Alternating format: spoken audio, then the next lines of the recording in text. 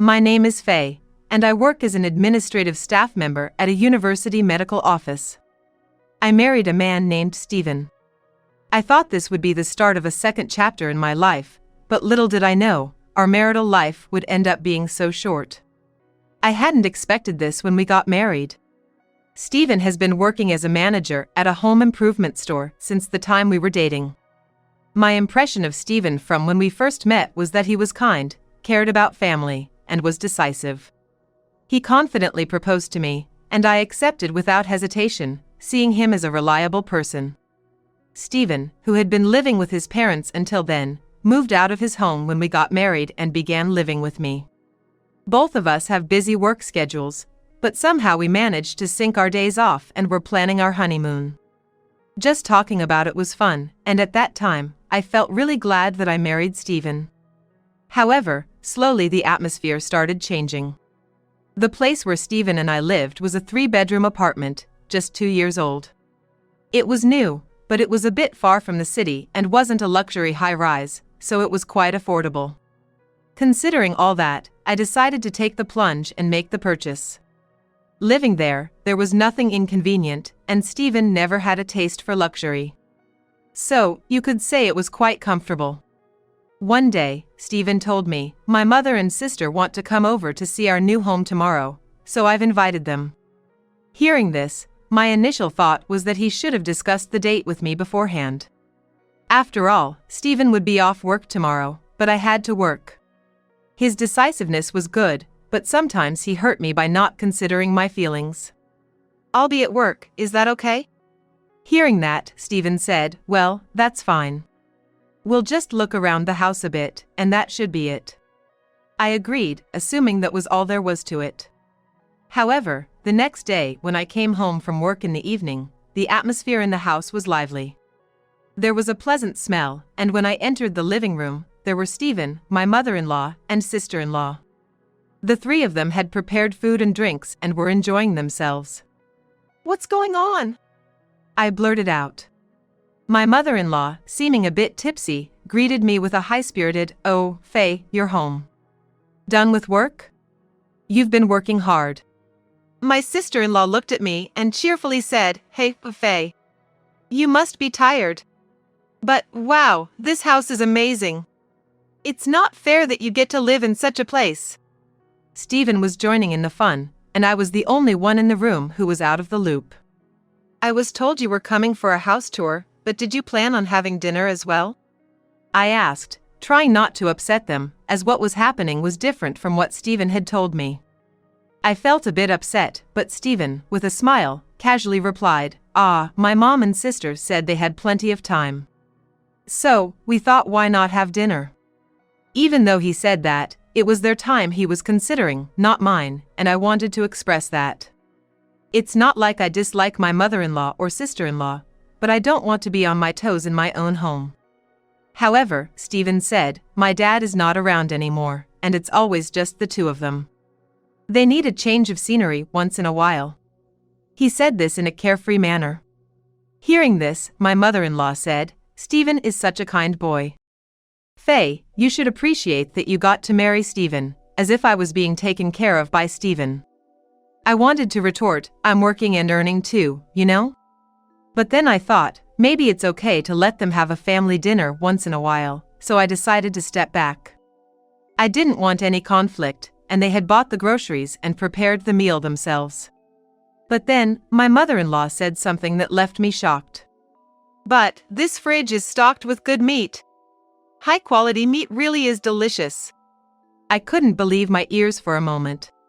My mother-in-law and sister-in-law were clearly using our groceries.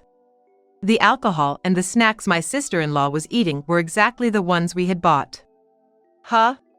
You didn't buy these yourself?" When I asked, my mother-in-law replied, "Well, if you have this much in the fridge, there's no need to go shopping, right? It's a hassle to go to the supermarket." She responded without any hint of remorse. And then, to top it all off, she said, "I'm tired now, so if you want to eat something, Faye, you'll have to make it yourself." I was genuinely angry at this whole conversation. My emotions were threatening to spill out. But somehow, I managed to suppress my anger and respond with a strained smile. Is that so? Well, I'll take care of my portion then. Saying this, I headed to my room. However, it seems some of my emotions may have leaked out. When I closed the living room door, it made a slightly louder bang than I intended.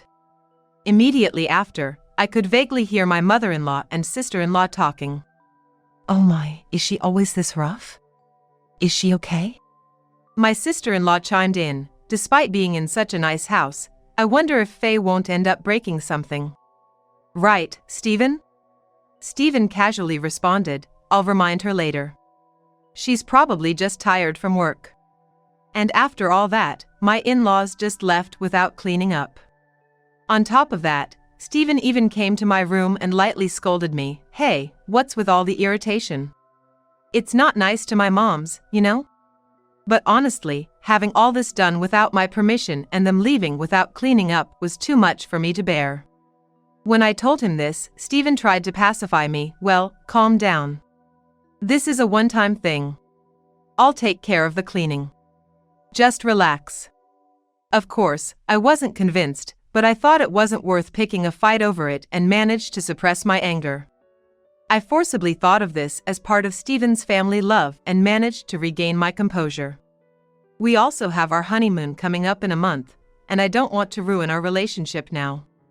After all, this won't happen again.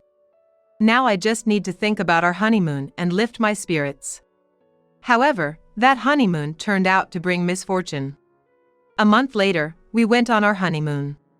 It was a plan to spend 3 nights in Alaska. I wouldn't have minded going overseas, but Stephen didn't really have a taste for luxury. He said that staying within the country was enough, so we decided on this plan. The hotel we booked was decent, and we enjoyed the cuisine, hot springs, and northern lights, spending wonderful days. And as planned, our delightful journey was coming to an end. We were heading home. I felt a little sad that it was over. We talked about making another plan someday. However, we were just about to arrive home. Suddenly, I remembered something as we were getting here. Come to think of it, I wonder if I locked the bathroom window before leaving the house. We live on the 4th floor of an apartment building, and the bathroom window is small, so I don't think there's any need to worry about a burglar breaking in. However, I remembered it out of the blue, and when I mentioned this to Stephen, he casually responded, "It'll be fine, my mother and sister are there." I was perplexed. Huh? My mother-in-law and sister-in-law are at our house now? I didn't hear about this. When I reflexively asked that, Stephen, with a calm expression, said, "Oh? Didn't I tell you? They said they'd clean up while we're away. It's really helpful, you know. Dust piles up after 3 or 4 days." He said it so cheerfully. So that's it. He had given the house keys to my mother-in-law without my knowing. When I heard that, I became upset again. From then on, I barely spoke to Stephen and hurried home faster than usual. I couldn't help but worry about what was happening in our house. Upon arriving home and entering the living room, as expected, they were having another party. Moreover, dishes made from food likely taken from our refrigerator were lined up. "Oh, you're back? Did you have a good time?" My mother-in-law called out to us casually. Of course, I was in no state to give her a proper answer. She said something about cleaning up, but the place was messier than before. And on top of that, there seemed to be more bags from my mother-in-law and sister-in-law. When I saw all that, I could almost hear the last straw breaking inside me. Enough! What are you doing? Please go home. This is our house. It's a problem if you keep doing as you please. I couldn't help but blurt out my frustrations. Upon hearing this, my mother-in-law said, "Oh Faye, why are you so upset? Aren't you in no position to say that? This is Stephen's house, so there should be no problem whatever we, as his family, do." My sister-in-law chimed in with a somewhat arrogant attitude. "That's right, Faye. If anything, we should have more right to live here than you. I just can't understand their way of thinking." "Hey! I'm paying for this house too, you know. It's my house as well." So, I need you to get my permission too. I was filled with a feeling that I didn't want to hold back anymore.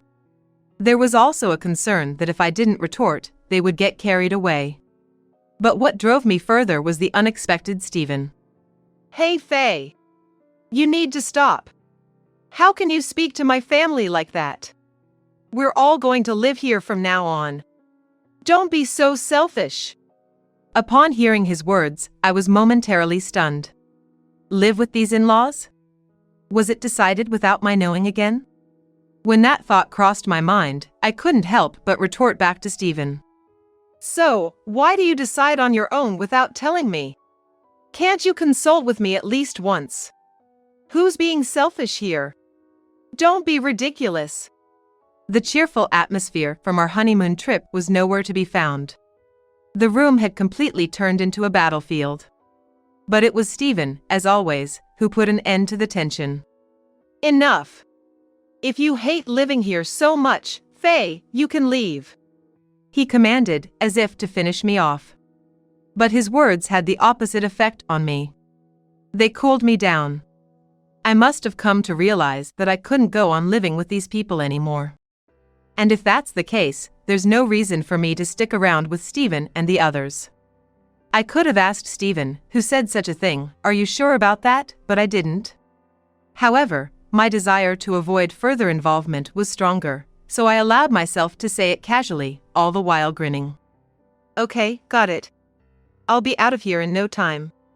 I don't think my mother-in-law and sister-in-law understood why I was smirking, but they'll find out eventually.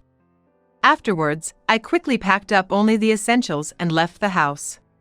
Stephen's parting words were, "Cool off for a while," but I was already cool and had no intention of returning. He seems to think I'm coming back.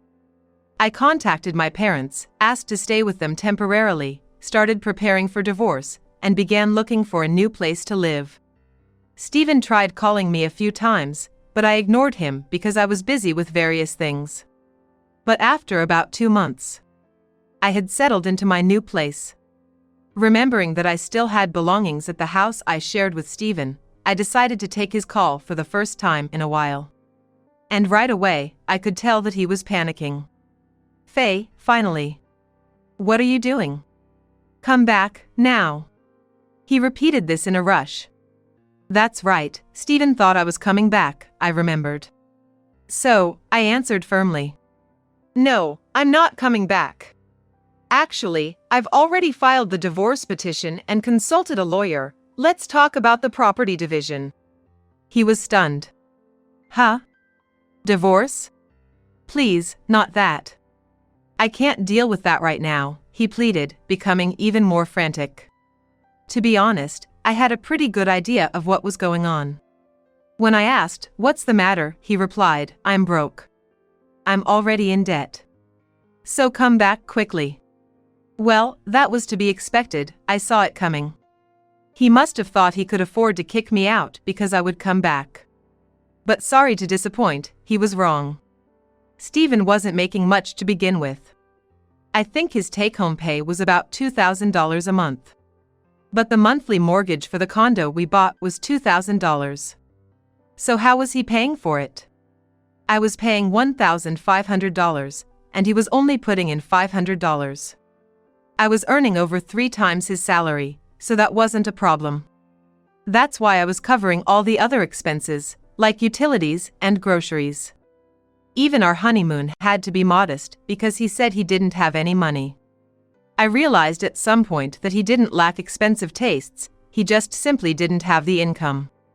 So once I left, he had to pay for everything on his own. The condo was in his name, and the payments were taken from his account. So, once I left, he lost the $1,500 I used to give him every month. Moreover, Stephen's jobless mother-in-law and sister-in-law are living with him. This is certainly going to add to the living expenses. So, it was only natural for me to be upset when Stephen made decisions about the house on his own or casually used things from the fridge. With just his salary, they wouldn't last a month. A life drowning in debt is a given at this rate. My mother is furious. She asked me, "Why did you kick Faye out?" Anyway, come back home right away and do something." I was at a loss for words, as it seems his mother and sister were under the mistaken impression that he earns a decent living. After all, he does have the title of store manager. But it's a harsh reality that this title doesn't necessarily translate into a high salary. We bought a somewhat decent condo, and they entirely believed that Stephen was the one who paid more. It's pitiful, and there's no other way to describe it but foolish. Furthermore, it turns out that the mother-in-law, having used up all her deceased husband's assets, ended up rolling into my house broke. She and her daughter had been living in a rented apartment but seemed to have properly terminated that lease. What a family, right? There are moments when I'm mortified to have any familial ties with them. Now, I really want to settle our divorce as soon as possible. Just go ahead with the divorce process with your lawyer. Then, I'll consider the financial aspects." Upon hearing this, Stephen said, "Oh, really? Okay, all I need to do is just filling out the paper with my lawyer and sending back to the court, right?" with a voice that sounded as if he had been saved. Our divorce was finalized without any issues.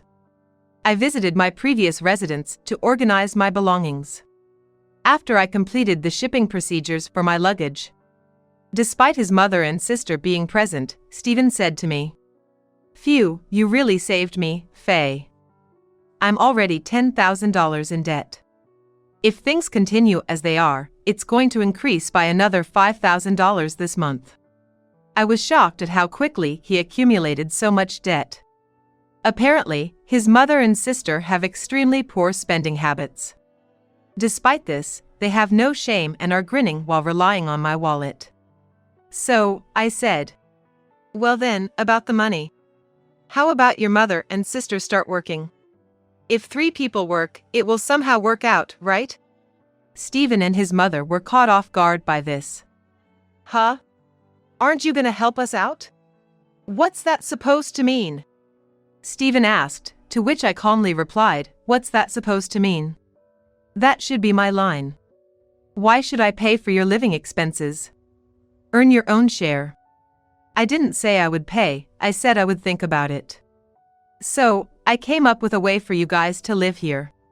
They all started to create a ruckus, saying, "This isn't what we agreed upon. Are you really our daughter-in-law?" So, I said, "I'm not your daughter-in-law anymore, so good luck." I then got into my car and left my former residence. After a while, my mother-in-law and sister-in-law reluctantly started looking for work, but due to their laziness, they didn't get far. In the meantime, the loans keep coming and the living expenses keep piling up. Despite this, they have extravagant tastes and Stephen's debt just keeps increasing. He eventually borrowed from some dangerous places. It seems that even now, they live in fear of debt collectors. On the other hand, I can finally use the money I've earned for myself and am enjoying hobbies and traveling. When you lead a fulfilling life, it makes you even more motivated at work. One day, a doctor at work approached me and said, "You're really glowing recently, Faye." He was someone who had lent me his ear when I complained about Stephen. This was an opportunity for us to start dating, which has further enriched my daily life.